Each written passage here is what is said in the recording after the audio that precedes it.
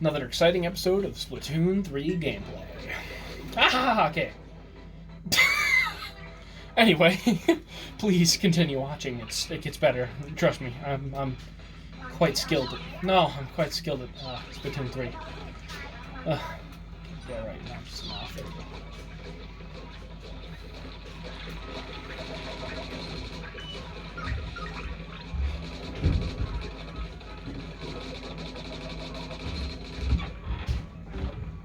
Oh, crap. I'm so freaking scared.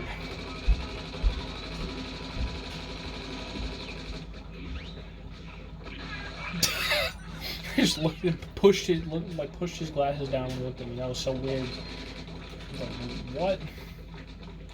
What'd I do, man? Other than, end your life. But, yeah, what did I do? Why are you looking at me? Why are you giving me the stinky eye? Stank eye.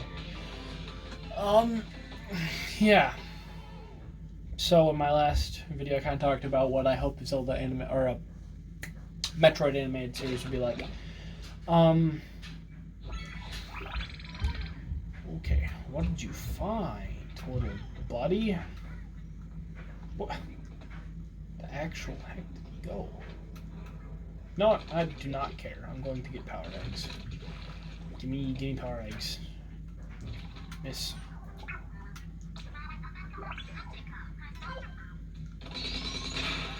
Anyway, let's get right into this. Next level here. Yeah. So I've had thoughts about what a Metroid animated series anime might be like.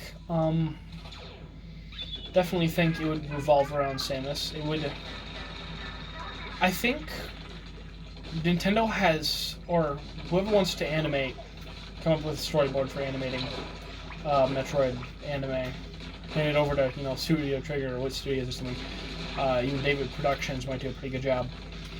But probably not as good as not that David Productions isn't good. They just I don't think their fight scenes are as like visually stunning as Studio Trigger's or Fortiche. Oh, why did I jump? So stupid. Okay. Anyway, there we go.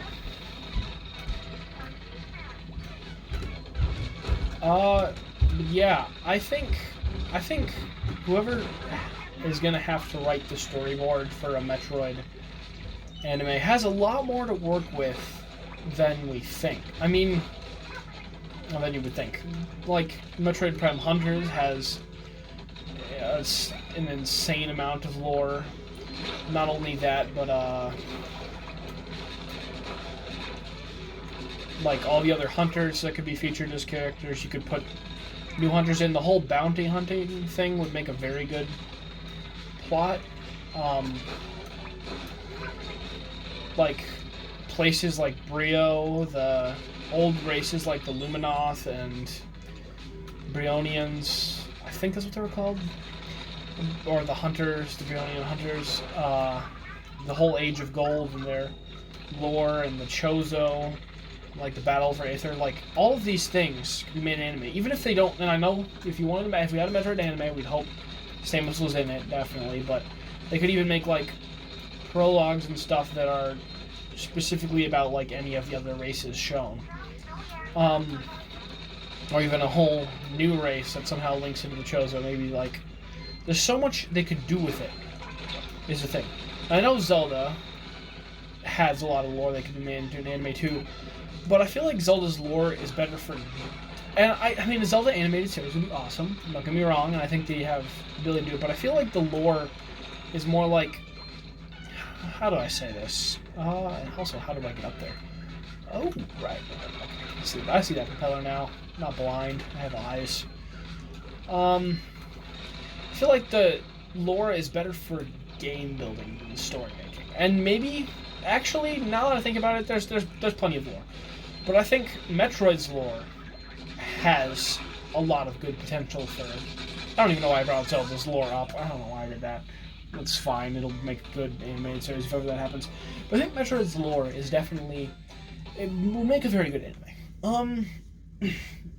Even if they're just like anime adaptations of the lore, like the Battle for Aether, or the Age of Gold, or like I don't know, all kinds of stuff. Actually want to go back and see if there were any more levels in the previous site. So there was another giant glob of stuff that I couldn't get rid of. There it is. Okay. I think that's all. No, there's another patch. Haven't found anything. That's kind of dull. There's another massive patch back here as well. Might label this video as the first episode of whatever the area. Okay, no, back. And so here. Okay. Anything of note behind it? No, not really. Okay, no, go back. Oh, such a pain. Okay, I don't care if you found something. You just fell off the edge, goofball. Okay. Anyway, yeah, there's a lot of lore they could use. There's like the setting they've created with Metroid is just, I feel, perfect. It would be perfect for like a long-running series. That would, of course, appease fans, would be the hope. It's not right on that. Is anything there? Kind of? I mean, let's try to jump up there. Okay, nice. And we can just... There's like one more glob over here, I think. Let's go get that. Yeah. I mean, tell me what you think of Metroid, what the Metroid anime might be like in the comments, if you think that'd be a good idea, if you think Nintendo would just botch it up, if... yeah. Also, if you guys can give any advice on how to make my videos more interesting, please do. That's what the comment section is for. Feedback. Okay. Wonderful. Anyway, let's get back to the area we were on here. I've satisfied my 100%ing once. Okay.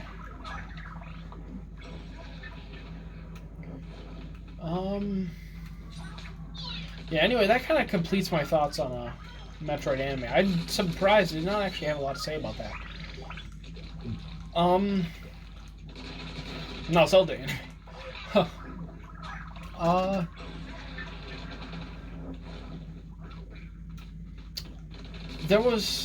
I was watching a podcast by Andre's Restart. Would recommend going over there and subscribing to him if you haven't already. He kind of talks about a lot of the same topics of stuff I just choose to discuss on my channel. But he was talking about live podcast I was watching. Okay, well, get that. About like what a mature rated Zelda game might be, and if that will ever happen, or if teen will be the highest rating. Where can I do this? And I think if a Metroid, there we go again, Zelda game was to have, okay, I don't know, if a Zelda game was to have a mature rating, I don't know what it would use to justify that, is the thing. Like, okay, I feel like this is going to get a lot more difficult. I don't know how they would, justify a mature rating at all. I don't know how they would. They would have to, like, I don't even know what elements. I have to go in and look at what elements really warrant something being rated mature. Because I think it's. I don't know if it takes as much as people would think it does. Like, I know Halo games nowadays are rated mature, but I can't really see why, other than, like, swearing, or because it used to be rated mature. Halo games used to be rated mature, but now it's kind of like, we're rating it mature because if we didn't rate it mature, like every, Halo game before us, it would be weird, almost. Okay, no, please, no, please, no. Anyway. Yeah. So, I feel like the only reason for Nintendo to make a mature rated Zelda game would be simply for clout, if nothing else, getting more purchases, getting people to say, oh, look, maybe Nintendo isn't like for kids. Which, I mean, they're not. There's substantial proof for that. But for those who will simply not be convinced by evidence, like, oh, let's just make a mature Zelda game instead, and then they'll be convinced. Is this level gonna be really easy? It's gonna get so much harder. I know it is. I just know it is. Yup, there we go. Huh. Anyway, that wasn't very hard, actually. There we go. Oh, yeah, it was this part that was really insanely difficult, because the balloons just keep on coming. But it also might not be as... No! Yeah, that was super easy. Anyway. Yeah. I think that'll be the last level we do for this episode. But, yeah, a mature rated Zelda game would just be like...